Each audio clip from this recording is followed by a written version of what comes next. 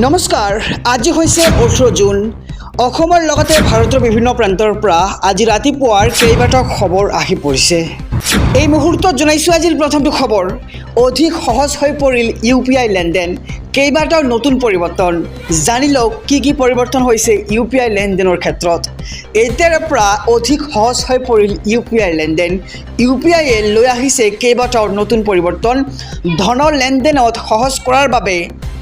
ইউপিআইৰ নতুন ব্যৱস্থা এই মুহূৰ্তৰ খবৰ জনাই গৈছে এছবি অসম মিডিয়াৰ সমুদৰ্শকক ইউপিআই লেনদেনৰ গতি বৃদ্ধিৰ বাবে কেন্দ্ৰীয় চৰকাৰৰ এই সিদ্ধান্ত পেমেণ্টৰ সময় হ্ৰাস কৰাৰ বাবে এনপিচিআইয়ে লৈছে বিশেষ ব্যৱস্থা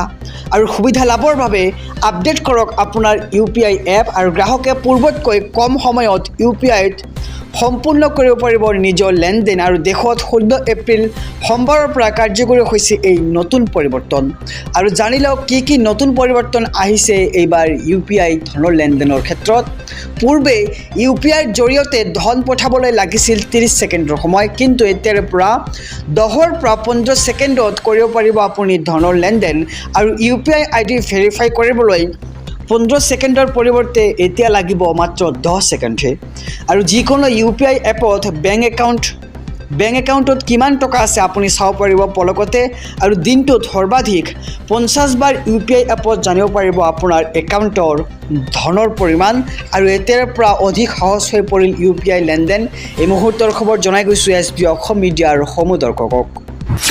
এই মুহূৰ্তত জনাইছো আজিৰ দ্বিতীয় নম্বৰ খবৰটো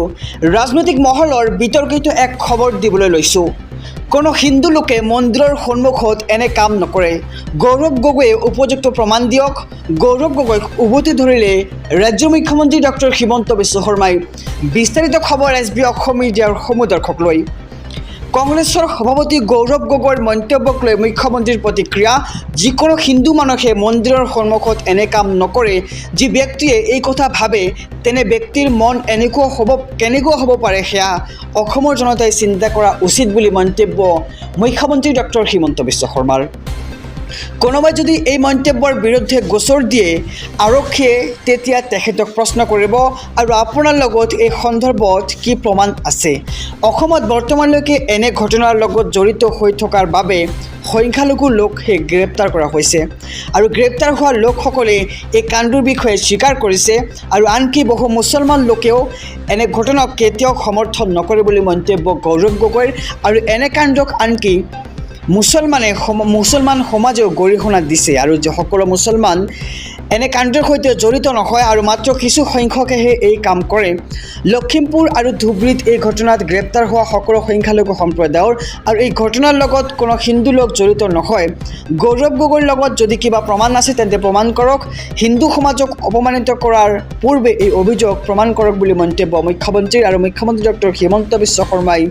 এই প্ৰতিক্ৰিয়া প্ৰকাশ কৰে আৰু কংগ্ৰেছৰ সভাপতি গৌৰৱ গগৈৰ মন্তব্যক লৈ মুখ্যমন্ত্ৰীৰ প্ৰতিক্ৰিয়া যিকোনো হিন্দু মানুহে মন্দিৰৰ সন্মুখত এনে কাম নকৰে আৰু মন্তব্য কৰা হৈছে এনেদৰে যি ব্যক্তিয়ে এই কথা ভাবে তেনে ব্যক্তিৰ মন কেনেকুৱা হ'ব পাৰে সেয়া অসমৰ জনতাই চিন্তা কৰা উচিত এই মুহূৰ্তত জনাইছো আজিৰ তৃতীয় নম্বৰ খবৰটো সাৱধান হিট ৱেভক লৈ দেশজুৰি আকৌ ৰেড এলাৰ্ট 3 দিন বৰষুণৰ পাছত আজি প্ৰখৰ ৰ'দ দেখিবলৈ পোৱা গৈছে ৰাজ্যৰ বিভিন্ন প্ৰান্তত আৰু এই মুহূৰ্তৰ খবৰ জনাইছো আমাৰ সমুদৰ্শকক সাৱধান ৰাজ্যবাসী হিট ৱেভক লৈ দেশজুৰি আকৌ ৰেড এলাৰ্ট জাৰি কৰা হৈছে 3 দিন বৰষুণৰ পাছত আজি প্ৰখৰ ৰ'দ দেখিবলৈ পোৱা গৈছে ৰাজ্যৰ বিভিন্ন প্ৰান্তত আৰু গৰমে ভংগ কৰিব এইবাৰ সৰ্বকালৰ অভিলেখ গোলকীয় উষ্ণতাই সৃষ্টি কৰিছে অভাৱনীয় পৰিস্থিতিৰ আজি দেশত আজিৰ পৰা আকৌ ঊৰ্ধ্বগামী পৰাস্তম্ভ অসমতো হাহাকাৰ পৰিস্থিতি আজিৰ দিনটোত সৰ্বাধিক তাপমাত্ৰা 48 ডিগ্ৰী চেলছিয়াছ আৰু দেশৰ অধিকাংশ ৰাজ্যত পুনৰ হিট ৱেভক লৈ জাৰি কৰা হৈছে ৰেড এলাৰ্ট অসমৰ প্ৰতিখন জিলাতে জাৰি কৰা হৈছে ৰেড আৰু অৰেঞ্জ এলাৰ্ট লগতে দিল্লী উত্তৰ প্ৰদেশ মধ্যপ্ৰদেশ আৰু ৰাজস্থানত হিট ৱেভক লৈ ৰেড এলাৰ্ট জাৰি কৰিছে বতৰ বিজ্ঞান কেন্দ্ৰই আৰু দিল্লীত আজিৰ দিনটোত 46 ডিগ্ৰী চেলছিয়াছ তাপমাত্ৰা অতিক্ৰম কৰিছে আৰু ৰাজস্থানৰ কোনো চহৰত 48 ডিগ্ৰী পৰ্যন্ত বৃদ্ধি পাইছে তাপমাত্ৰা আৰু পূৰ্বতকৈ সমগ্ৰ দেশতে বৃদ্ধি পাব পাৰে গৰমৰ প্ৰকোপ আৰু যিমান পাৰে সকলোৱে সাৱধানতা অৱলম্বন কৰক নহ'লে কিন্তু বিপদৰ সন্মুখীন হ'ব আহিছোঁ অন্য এক খবৰৰ মাজলৈ এইবাৰ ইণ্ডিগো বিমানত অঘটন নাগপুৰত জৰুৰী অৱতৰণ বিমানখনৰ বোমাতংকৰ পাছতেই জৰুৰী অৱতৰণ আৰু বিমানৰ পৰা নমাই দিয়া হয় যাত্ৰীসকলক। এই মুহূৰ্তৰ খবৰ জনাইছোঁ দৰ্শকক যে এইবাৰ উৰণৰ 20 মিনিটৰ পাছতেই জৰুৰী অৱতৰণ কৰা হয় ইণ্ডিগো বিমানখনৰ আৰু এইবাৰ ইণ্ডিগো বিমানত অঘটন আৰু নাগপুৰত জৰুৰী অৱতৰণ বিমানখনৰ বোমাতংকৰ পাছতে জৰুৰী অৱতৰণ কৰা হয় বিমানখন আৰু বিমানৰ পৰা নমাই দিয়া হয় যাত্ৰীসকলক আৰু উৰণৰ 20 মিনিটৰ পিছতেই জৰুৰী অৱতৰণ ইণ্ডিগো বিমানখনৰ।